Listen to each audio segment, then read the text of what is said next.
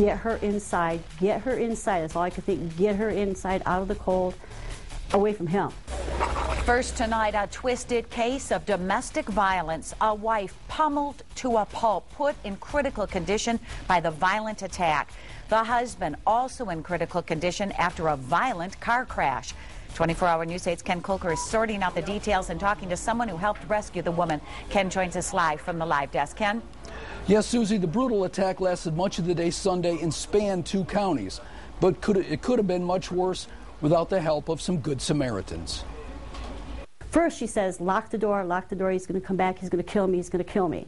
Lola Hornoff had been badly beaten before she stumbled into the Holton Stop and Shop in Muskegon County on Sunday. Her face was beat to a pulp. Like I said, I wouldn't even know who she is 2 months from now to even recognize her. That's how bad she was beat.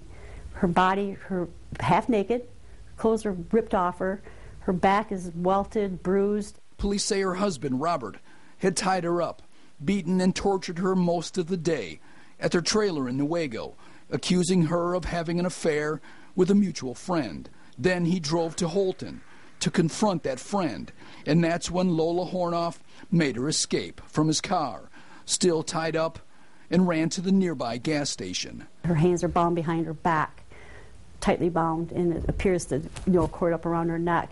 Then suddenly he burst into the gas station and started at her again. And this guy's got this woman dragging her, kicking her, pushing her, shoving her.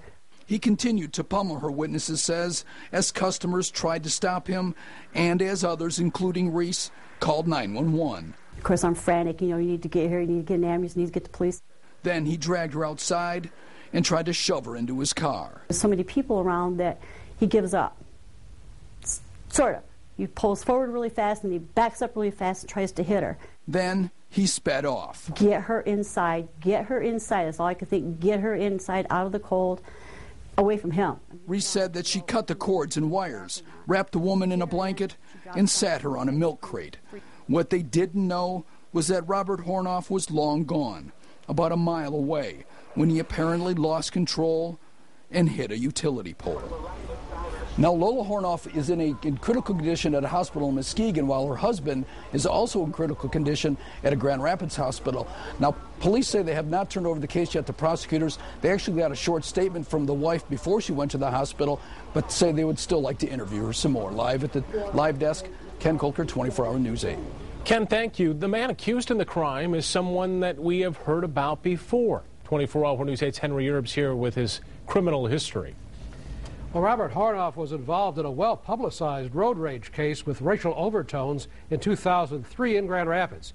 It was described as an angry, swerving, brake-stomping confrontation between 2 drivers that began at Fuller and Fulton and ended with Hornoff and his brother reportedly beating the other driver. Hornoff was charged with assault and ethnic intimidation because of racial slurs he spat at the other driver. He eventually pled guilty to the assault and battery charge and was sentenced to 90 days in jail, 90 days on an electronic tether, and 2 years probation. Hornoff was also charged in Muskegon County in 2006 with fleeing a police officer.